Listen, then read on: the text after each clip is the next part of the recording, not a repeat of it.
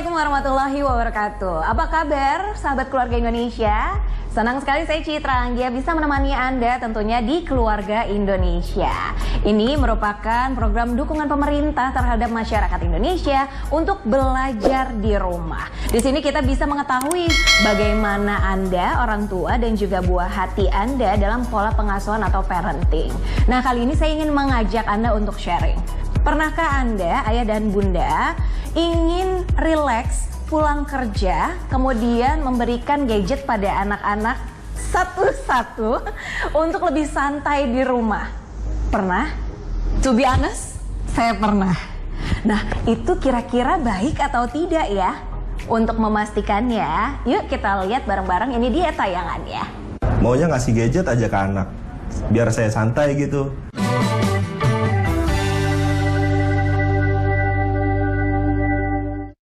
Wela, kadang saya tuh capek banget kerja dari pagi sampai sore, kadang sampai malam juga. Jadi pas sampai rumah tuh ketemu anak, godaannya gede banget. Maunya ngasih gadget aja ke anak, biar saya santai gitu. Kira-kira salah nggak sih, Bu?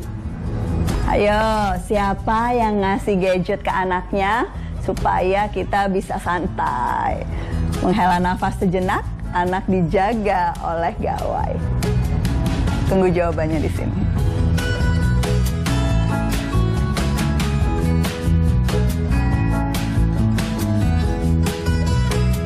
Fauji, pertanyaannya, apakah ayah boleh santai?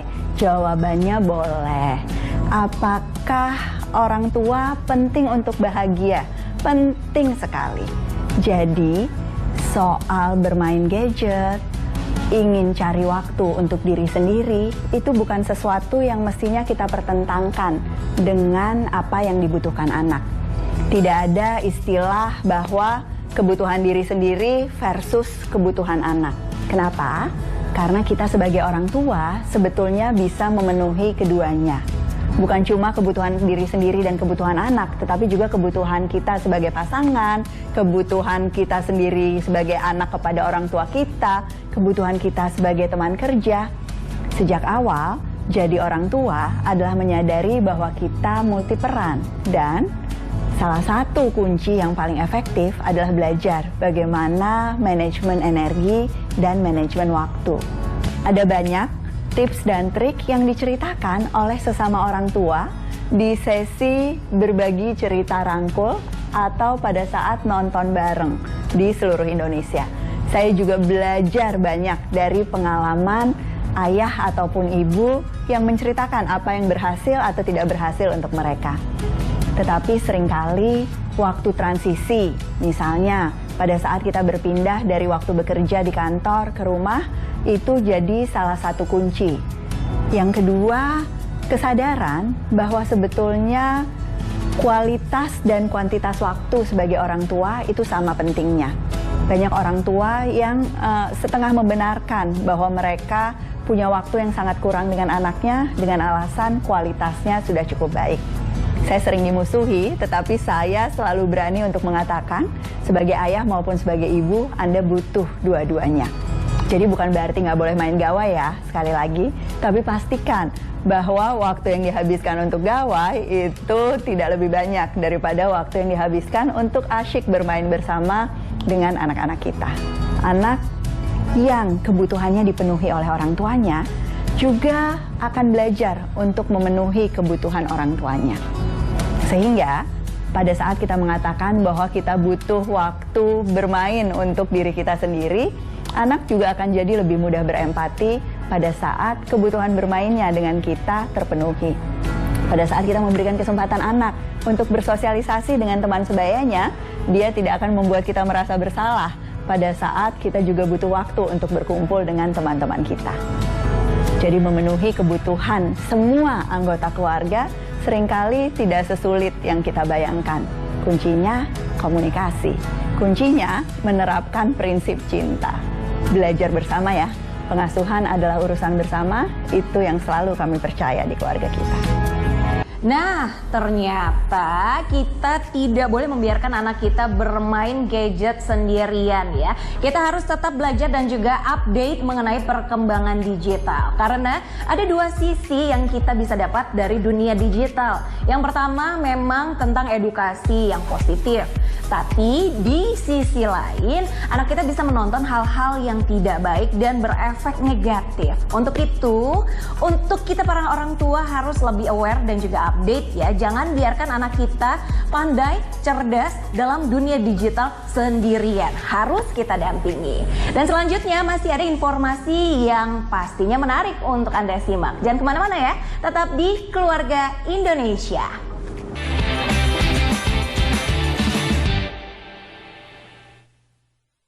Ya, kembali lagi sahabat Keluarga Indonesia di program kesayangan kita. Nah, kali ini ada Kak Sogi dan juga Mama Ella yang akan memberikan 4 alasan kenapa anak tidak dilarang menggunakan gadget. Wah, kira-kira seperti apa ya? Kalau begitu langsung saja kita lihat berikut tayangan ya. Emang pernah gitu nanya sama anak, "Nah, aku mau posting nggak?" Ayo, pernah nanya nggak?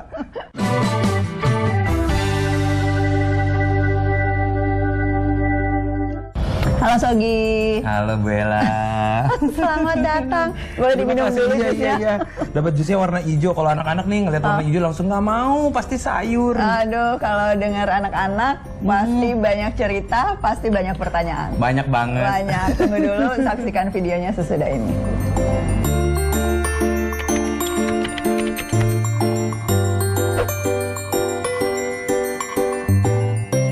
Iya Bu Ella. Gimana? Curhat lagi ya. Boleh. Padahal bukan hari Selasa loh. Enggak. Iya biasa. Nah, kemarin kan liburan ya anak-anak gitu, banyak di rumah.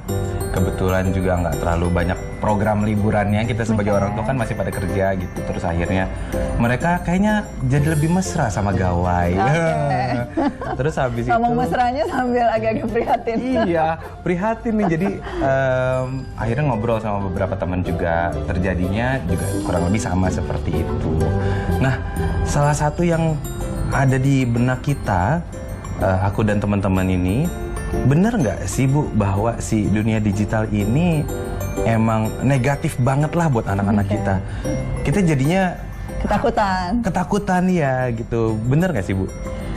Enggak sama sekali, karena sebetulnya yang menakutkan itu adalah kalau anak kita tuh nggak dipersiapkan. Yang menakutkan justru kalau anak kita nggak berdaya. Kenapa? Karena dunia digitalnya tuh sudah ada.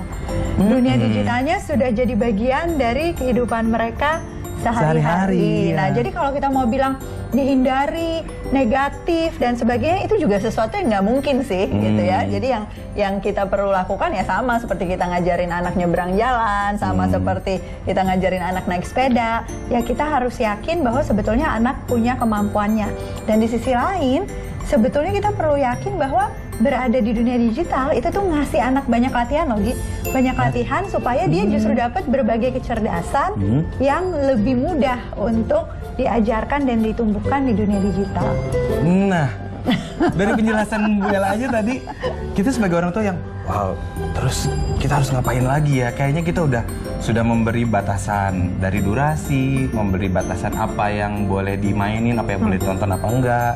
Gitu. Nah, ada lagi nggak sih yang bisa kita lakukan? Kalau dari pengalaman aku tuh kebanyakan orang tua pada saat ngomong gawai atau dunia digital tuh hebohnya kan sama peraturannya kan, sama kesepakatannya, sama batasannya. Nah itu tuh penting tentu. Kalau di keluarga kita bahas juga tuh soal berapa lama, cara bikin kesepakatan dan sebagainya. Tapi itu tuh nggak cukup. Karena apa? Karena kalau ngelakuin apapun dalam pengasuhan kita tuh butuh punya tujuan.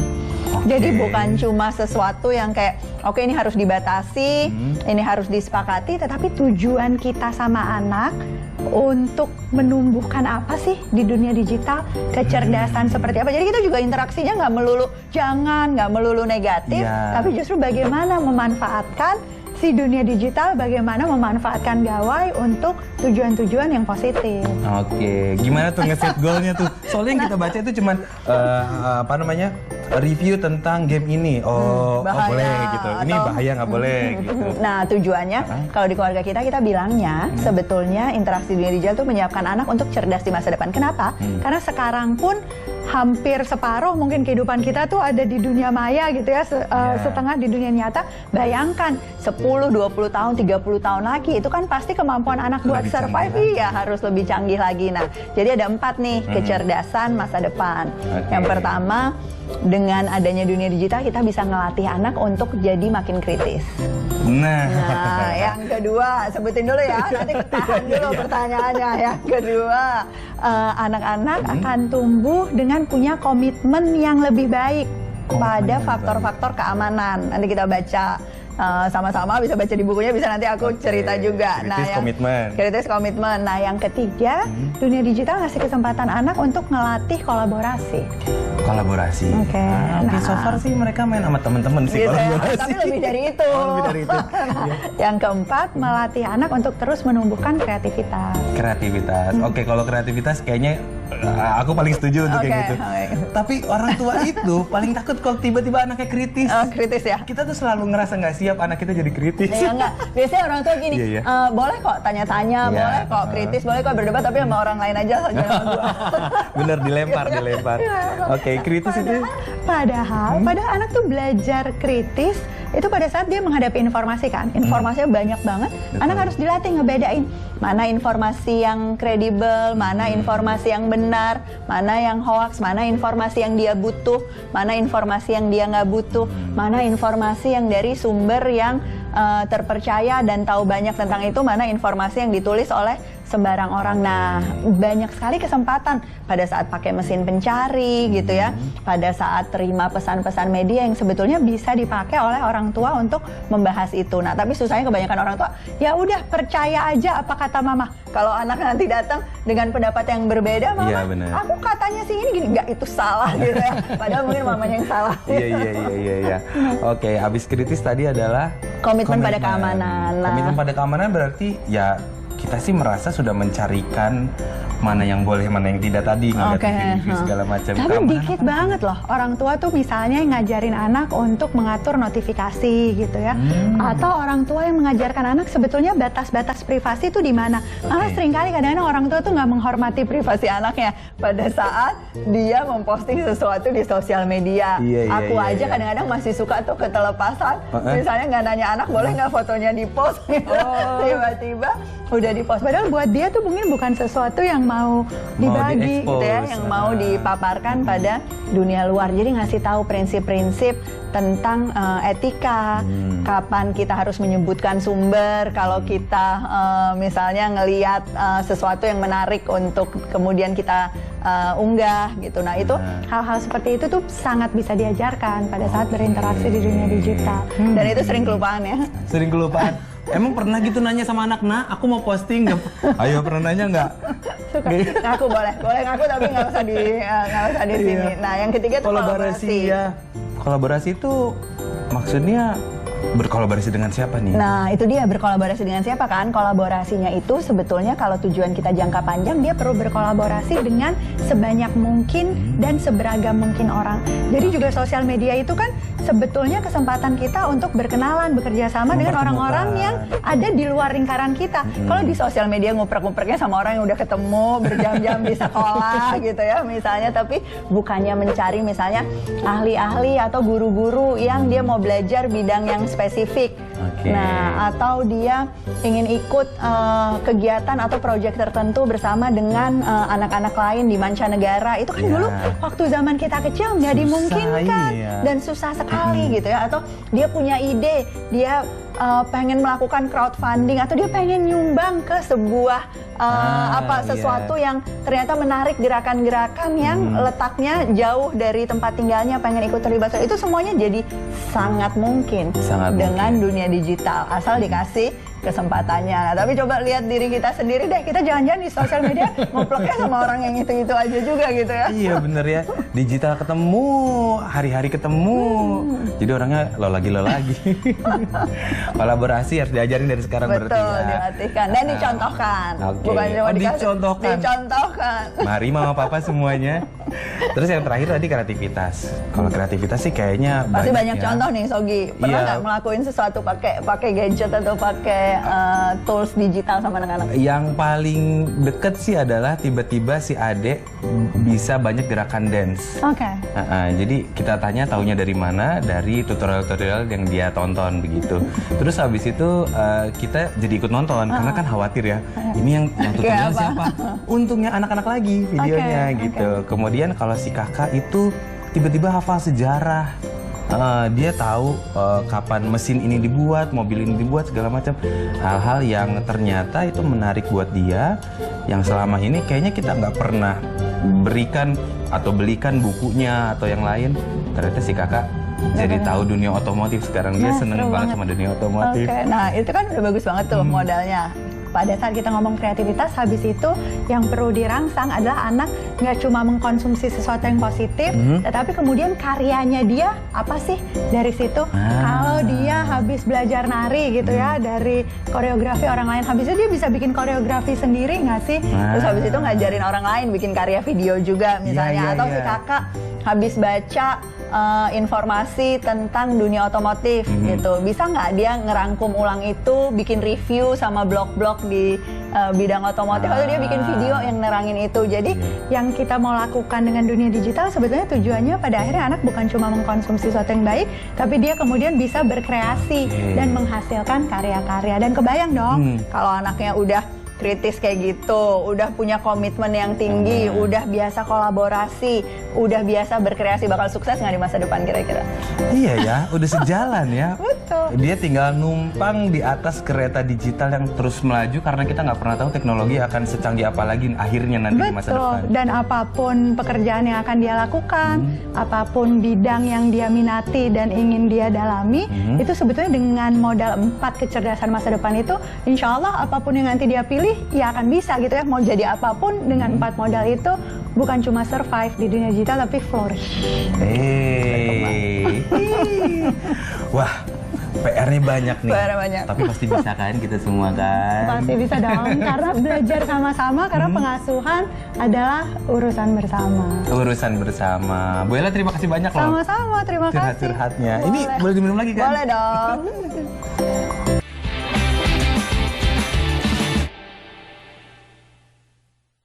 Ya, terima kasih Anda tetap setia bersama kami tentunya di Keluarga Indonesia.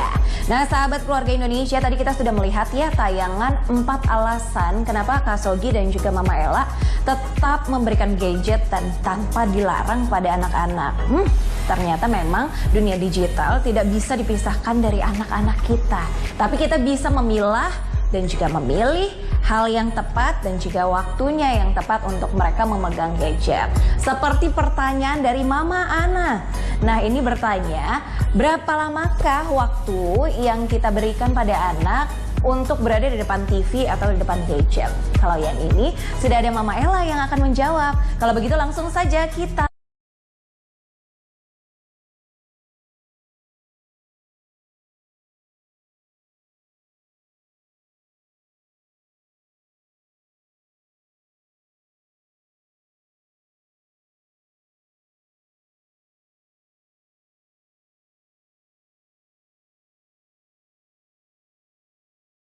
boleh untuk tiap anak di depan layar, karena kadang-kadang saya suka nggak tega ngelarangnya.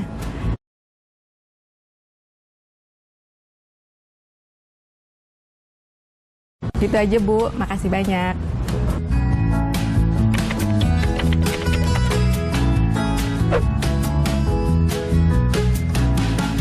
Hai Bu Ana, pasti minta resep. Saya sering sekali bertemu dengan orang tua yang pertanyaan utamanya adalah berapa jam sih Mbak Ella waktu untuk anak saya depan layar. Bahkan berapa jam, berapa menit, berapa kali sehari dan sebagainya. Kita semua senang sekali dapat instruksi. Padahal sebetulnya jawaban yang tepat itu perlu diadaptasi sesuai dengan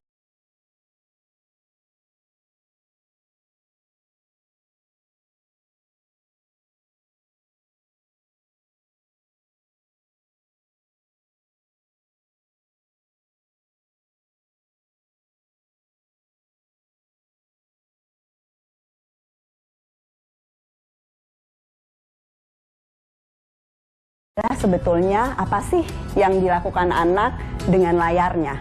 Jadi bukan hanya jumlah waktunya atau kuantitas menitnya, tetapi pada saat dia berada di depan layar dan berinteraksi dengan menggunakan gawai, apa yang dilakukannya. Karena beda sekali kalau waktu dihabiskan untuk misalnya berinteraksi dengan keluarga yang ada di kota yang berbeda. Mungkin bisa panjang, 1 atau 2 jam. Waktu itu jadi waktu sosialisasi yang berharga dibandingkan misalnya dengan waktu 2 jam yang sama yang hanya digunakan untuk bermain game yang penuh dengan kekerasan dan dilakukan sendirian. Jadi patokannya berkait dengan kualitas waktu di depan layar itu sendiri. Waktu di depan layar juga bukan hanya soal pembatasan, tetapi berkait dengan keseimbangan jadwal yang dilalui oleh anak-anak kita. Jangan sampai waktu yang dihabiskan bersama gawai kemudian mengganggu fungsinya sehari-hari, misalnya mengganggu pola makan dan tidurnya atau mengurangi waktu yang dilakukan untuk beraktivitas di luar rumah.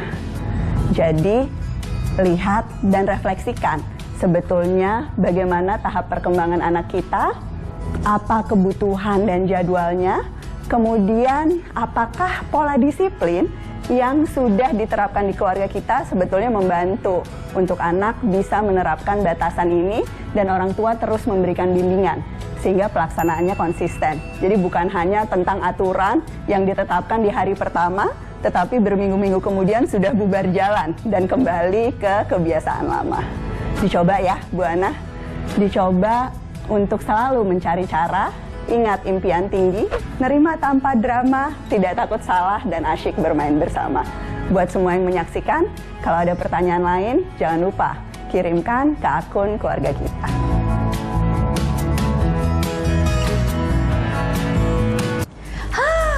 Sahabat keluarga Indonesia, sudah puas dengan jawabannya?